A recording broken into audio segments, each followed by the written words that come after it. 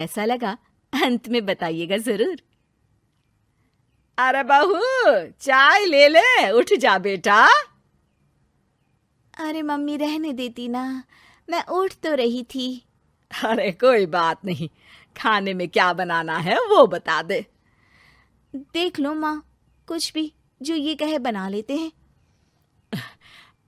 बेटा, मैंने तो जो सब्जी थी वो काट दी है, तू बस रोटियां बना लेना।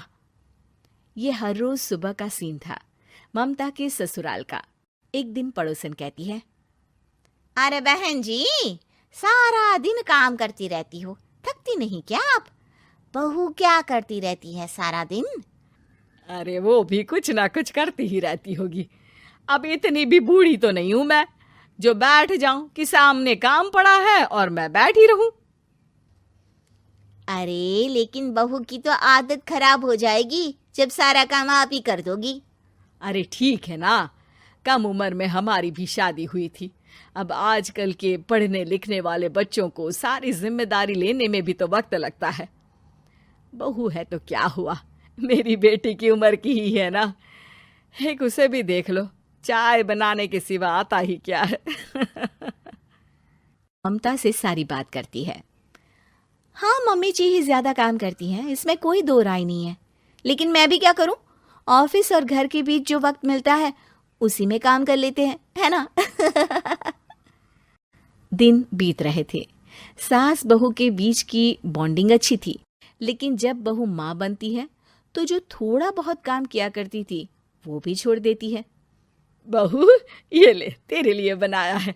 इसको खाने से बच्चा और तू दोनों स्वस्थ रहेंगे। ठीक है माँ जी। माँ जी, वो बच्चे के लिए गद्दे जो सूख रहे हैं ना छत पर, जरा ले आइए ना। तभी वहां पति आ जाता है। अरे माँ रुको, मैं ले आता हूँ, तुम मेरा खाना लगा दो। माँ किचन में चली जाती है। पता है, बगल वाली डॉली है ना, वो लोग हमारी साइड के हैं। उसकी सास ने तो उसकी हड्डियों को मजबूत करने वाले लड्डू बनाए हैं। उसे भी बच्चा हुआ है ना। पता नहीं मम्मी जी क्या पानी सा उबाल कर दे देती है, मैं तो बस वही खा लेती हूँ। अरे तो तुम्हारे साइड बनता है तो तुम अपनी माँ से बोल दो, वो बना देंगी। आहा, माँ की तबीयत ठीक नहीं रहती, तुम जानती हो ना, कैसे बनाएंगी वो। अरे क्या हो गया सासू माँ को? कल तक तो फेसबुक में किटी की फोटो डाल रही थी। अच्छा अच्छा, चुप रहिए। डॉली की सास ने मनाया है, तुम लोगों का भी तो फर्ज बनता है। तभी वहां सास आ जाती है। ये ले बहू, गर्म पानी की बोतल, गर्म पानी पीने से पेट अंदर हो जाएगा।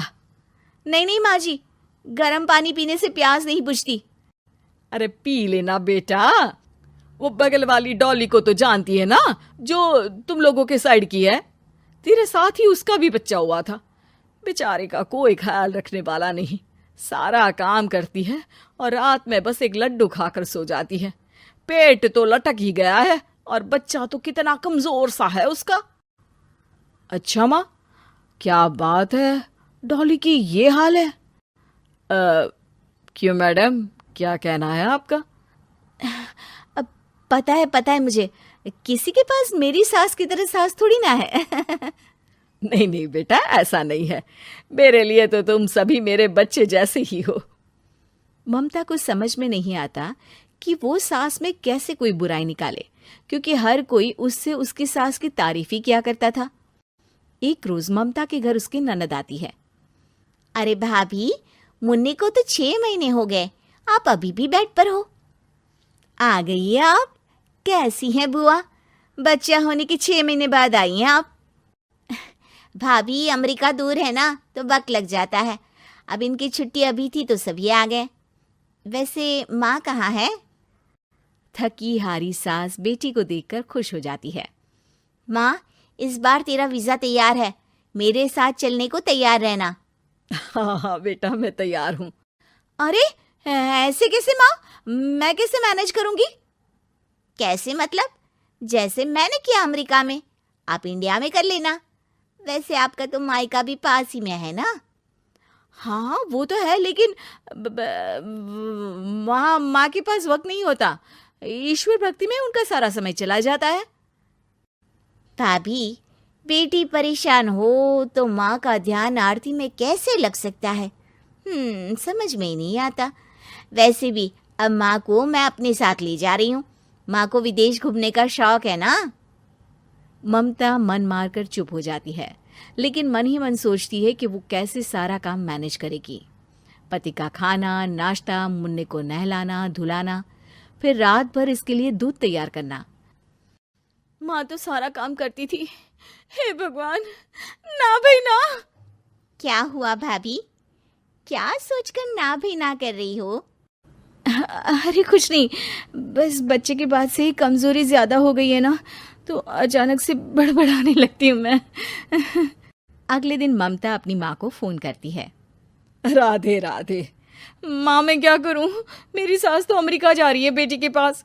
अब घर का सारा काम, बच्चा, सब कैसे मैनेज करूंगी। तू आ जाना माँ कुछ महीनों के लिए मेरे पास। अरे ना ना ममता, मेरे बस की बात नहीं है काम धाम। अरे तू तो जानती है ना, मैंने तो तेरे भाई की शादी भी गरीब गांव की लड़की से इसीलिए ही की थी कि वो चुपचाप घर का सारा काम करे। वैसे भी अब तो आदत भी नहीं रही मेरी काम करने की। ममता को माँ पर बहुत गुस्सा आता है।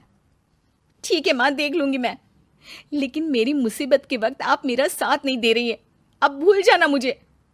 ममता गुस्से में आकर फोन रख देती है और रोने लगती है, लेकिन बेचारी करे भी तो क्या। अब सास और ननद दोनों घर का काम करते, नेहा आराम करती, लेकिन अब आराम में भी उसे चिंता रहती।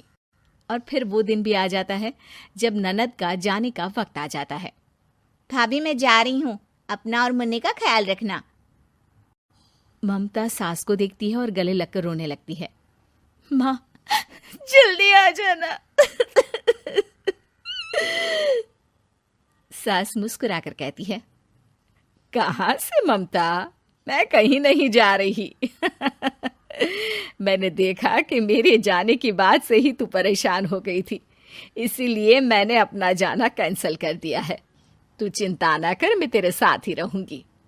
ममता को अपनी माँ की बात याद आती है कि कैसे उसके कहने पर भी ममता की परेशानी को समझने की बजाय उसने मना कर दिया, जबकि सास ने बिना कुछ कहे बहू की समस्या पढ़ ली।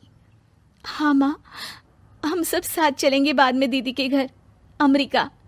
आज से आप रानी बनकर रहना और मुन्ने को देखना। मैं समझ चुकी हूँ कि मेरा फर्ज क्या है।